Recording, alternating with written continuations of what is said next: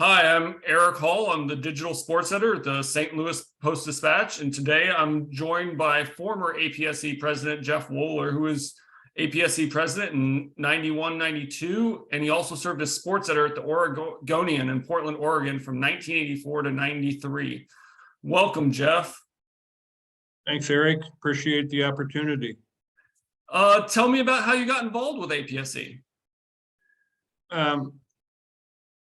So I was a city editor at the Oregon Journal, which merged with the Oregonian in 1982 and became sports editor about a year and a half later. And one of my predecessors said that he had been contacted by APSE to come to a convention or come to judging or something like that. And he said it might be a great opportunity because I was given a lot of resources and we were kind of alone up in the upper left-hand corner of the country. And so I reached out. I think I went to judging, or I think the convention in Philadelphia was my first one. I think that was 1984. And it really filled a need for me because it gave me a basis to judge how we were doing as a sports section, validating ideas that I had, and also being able to rub shoulders with some of the best and the brightest in the business. And so that got me into it, and it's one of the best things that ever happened in my career. How did you go from that to becoming APSE president? I volunteered a lot. I remember at one meeting, somebody asked, I was complaining about lack of accountability with AP sports and photos. And because every meeting, it seemed that people were complaining about photos. And I said, what can we do about that? And the president, I think it was Jay Searcy at the time, said, why don't you organize a committee and come back and tell us about that? And I said, okay. So that got me started. And then I showed up at all the contest judgings and all the conventions and just really enjoyed my opportunities. And then Portland played host to the convention in 1989, I believe it was. And that coincided with me being on the ballot for the board. And I guess all that FaceTime that week helped. And I was elected third vice president, and then ran up through the chairs and ended up as president. It took over in 1991 in San Antonio at the San Antonio convention, and ended off to Sandy Bailey, I think it was. It's a convention in San Francisco in 92. What are some things you achieved as APSE president that you're most proud of? I think what I got started was a mini version of a futures committee that ended up resulting in some new directions. Back then, it was some of the greatest sports editors that newspaper journalism has seen. Dave Smith, Bill Dwyer, Dale By, Steve Doyle, John Rawlings, all from big papers. Or really good sized papers. And we had reached a point of some financial solvency, which had been a problem for the first 10 years, 15 years of the organization. And we were trying to figure out what some of the things that we should be doing. The diversity committee and the work that was done by Sandy Bailey in promoting the Sports Journalism Institute was something that was an idea that we spawned way back in late 80s, early 90s, and that's become one of the standards for APSE. But I think it was more, we were beginning a transition. As I mentioned to you earlier, high tech back then was fax machines. The Teleram Trash 90s were just being inaugurated. We were still dictating stories on deadline to the sports department. And so, but what it allowed us to do was to focus on journalism. And that's one of the highlights of that era, because we had a lot of resources. At least I did in my paper, and I know the LA Times and the Morning News did. And it was just a halcyon era for newspaper sports reporting and opinions. Not the case anymore, of course, but back then it was, newspapers were still the first responders and the first word of what happened last night or why it happened, as well as getting into the more journalism fields of business, which is, a complete entity now, sports business. So. You mentioned the diversity stuff. I'd be interested in hearing more about your involvement in the launching of SJI and the diversity initiatives. I wasn't actively involved. Okay. Sandy Bailey, who succeeded me, took on that mantle, I think as first vice president, and she is the one who and Leon Carter got it going. And it was about 92, 93 when it was being organized, and it was through their determination, and they both have won the Red Smith Award since then, their sheer determination to make it work. And I'm glad, because it came out of that futures committee that I got going in 91, I think it was. And I went around the country to each of the regional meetings back then. I just dropped in for a day, shook hands, listened, came back with ideas that I ended up passing around to various board members, and diversity was being talked about then. And this was the direction that a lot of them wanted to go, and it certainly became a huge success. But I can't claim ownership of that. That was Sandy Bailey.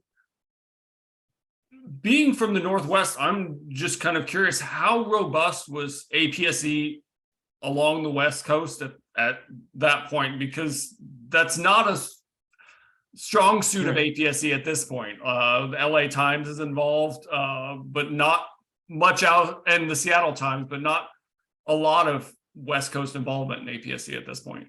Yeah, and that's a good point. I think the Seattle Times had a sports editor named Del Danielson, and the Seattle PI had Bill Knight, I think his name was, and who I met at an API seminar for sports editors. And that also, I should mention, that got me excited also. I went to the American Press Institute for 10 days in Reston, Virginia.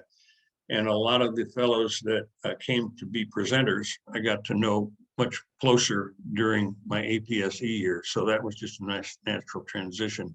But it was the LA Times, the Southern California and the Bay Area papers were very active. There's no activity in Oregon. I was the first, I think, to join, and the two Seattle papers. And back then, the Blazers had already won their one and only championship in '77. And but my first year as sports editor, we had it was the LA Olympics, and Oregon track had a big representation. We had 3 people down there, but we also had a Davis Cup tie. The IndyCars came to Portland for the first time, and one of the things that helped me get established was we were covering big events almost every month that hadn't occurred there, and that kept the momentum going forward as we improved the section. And once we started doing that, some of the smaller papers, Eugene, Salem, got involved to a degree. Some of the Washington papers did. Some of the smaller papers in California did. And as long as the newspaper industry itself was being successful, and it was back then, that helped spawn more participation. But obviously the organization is much more different now, just because of the diversification of sports journalism.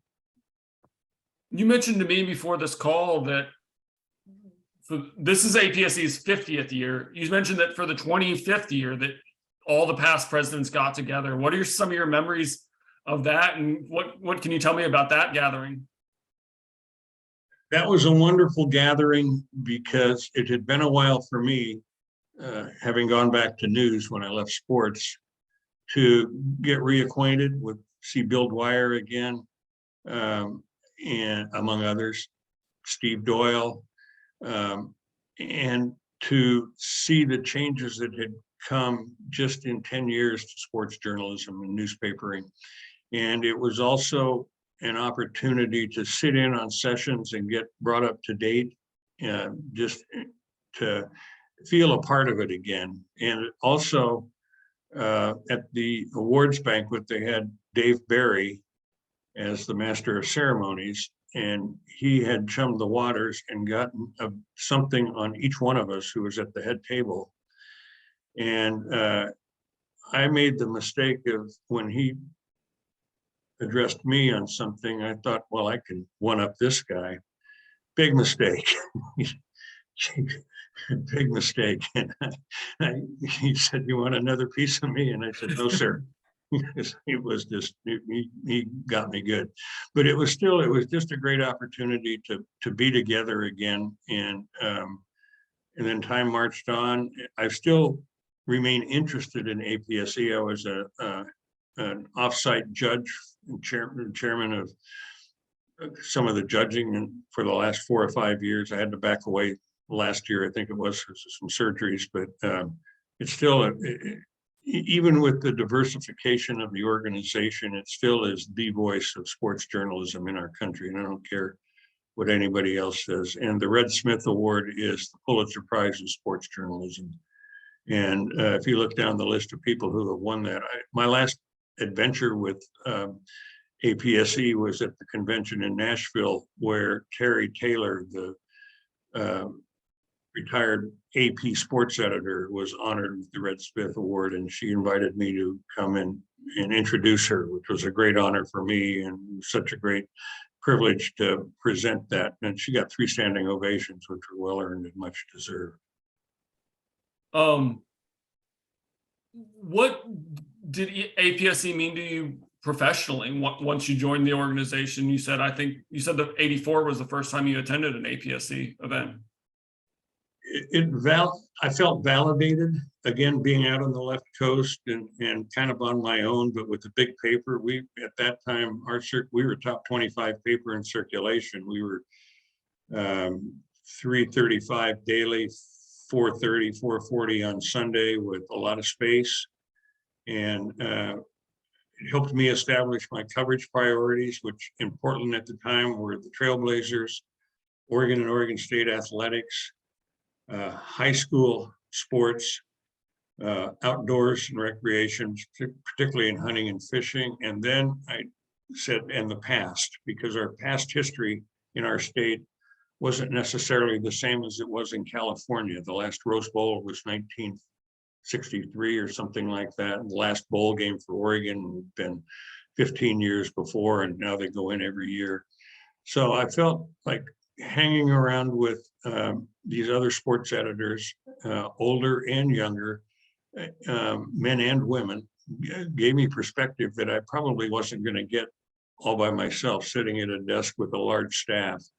And it helped also in the contest in 1989, I think. Steve Brandon of our staff was able to ferret out the story that an exhibition golf tournament that had been sponsored by Peter Jacobson had been embezzled for $1 million by his executive director, who was one of his best friends. And that really set the town talking. And Peter knew it was coming and had not helped us. And so he attacked me in the messenger for a week or two, but later it proved everything was true. Nobody denied any of the stuff we reported. And Steve Brandon ended up winning the APSE Investigative Sports Award for that year. And that was a great honor for us. And again, validation. And the contest still is important. And I mean, I've enjoyed judging it from afar after being chairman of it in 1990, I think. Sports journalism in this country, in its varied presentations, is really, really strong. And investigative and enterprise are particularly good. And those categories probably didn't exist before the 80s, because enterprise wasn't, it was just features, beats, and gamers. But it's now journalism. And that's something that I'm really proud of, having brought to the Oregonian and helped cultivate within APSE as well as afterwards. When you ran the contest, do you remember if you made many changes? Because it seems like each year the person running the contest makes a few changes. It's well, it's the organization. The content back then, jobs sometimes were on the line because the contest was viewed also by our bosses, our managing editors, our editors, publishers as a sign of success and a sign of the investment. So if you were a Triple Crown winner, which back then was daily, Sunday, and special sections, you were golden. And if you weren't, there were stories of editors not having a great future. And so every year there were efforts to change the contest, sometimes for self-preservation, sometimes for selfish reasons, but wisdom usually prevailed. But every year the contest was on the agenda of the opening meeting and the closing meeting. And Dale By, whose nickname was Bylaws, because he was changing bylaws every year to reflect the contest changes, as well as some other stuff.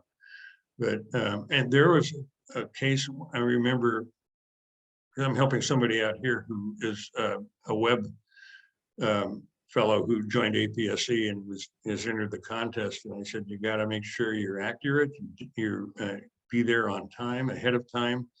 And there was a sports editor of Newsday who was very popular within the organization, got up in tears and begged that at the contest judging, that his entries be judged because his secretary had misread the date and sent the package off 2 days after the deadline.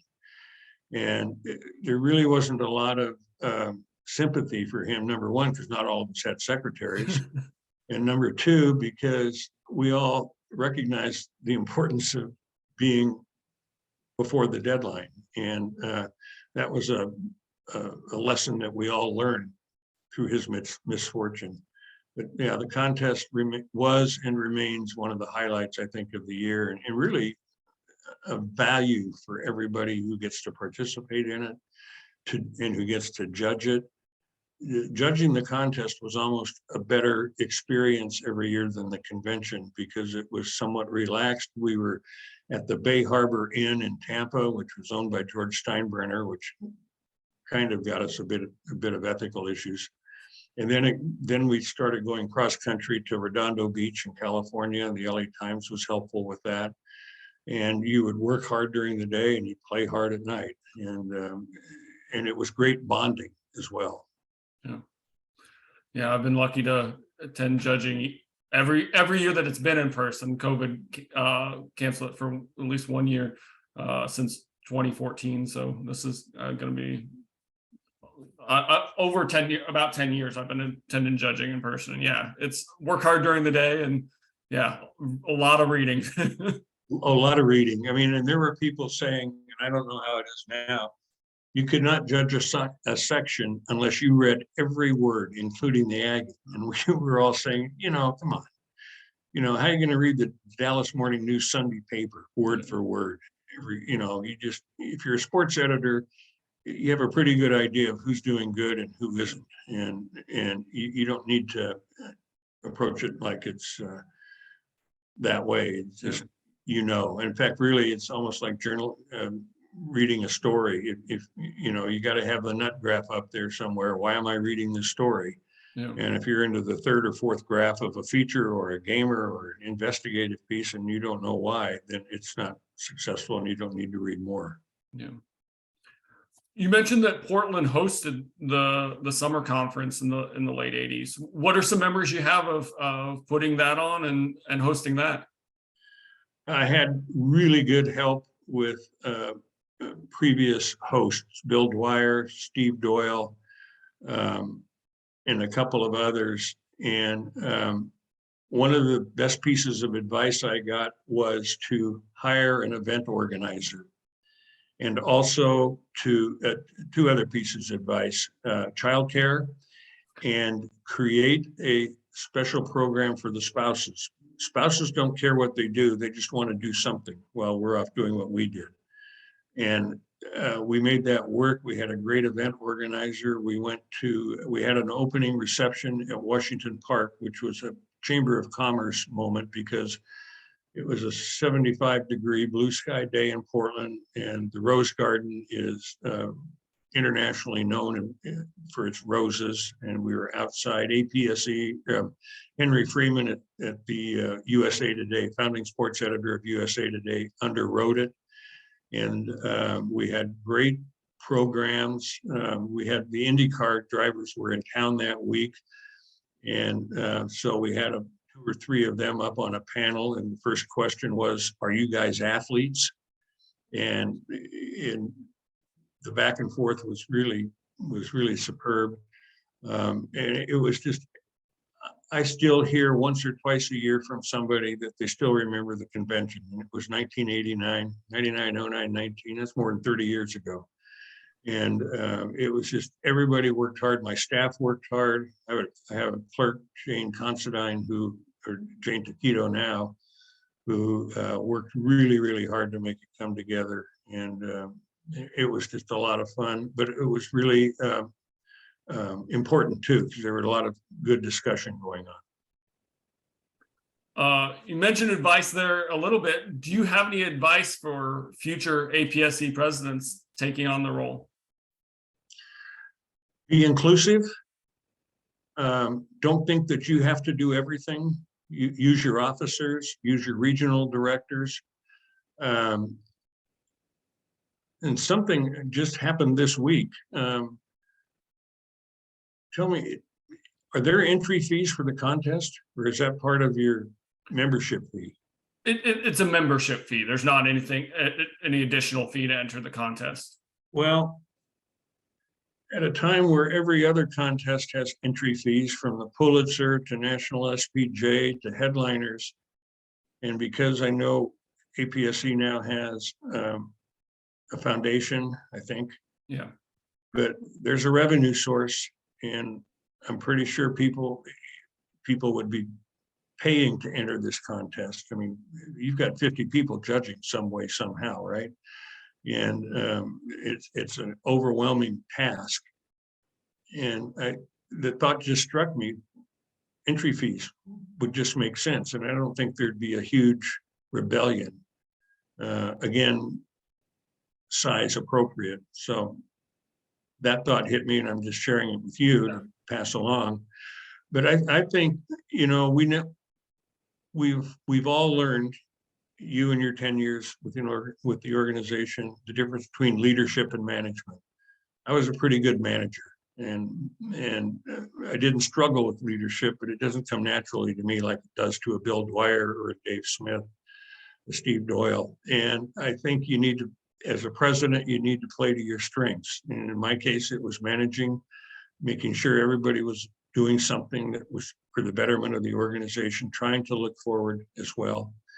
And because it felt like we were reaching a place where there was going to be a parting of the road. John Rawlings, who I took over from, went from being sports editor in San Jose, I think it was, to being editor of the Sporting News. And they were already branching off into some electronic stuff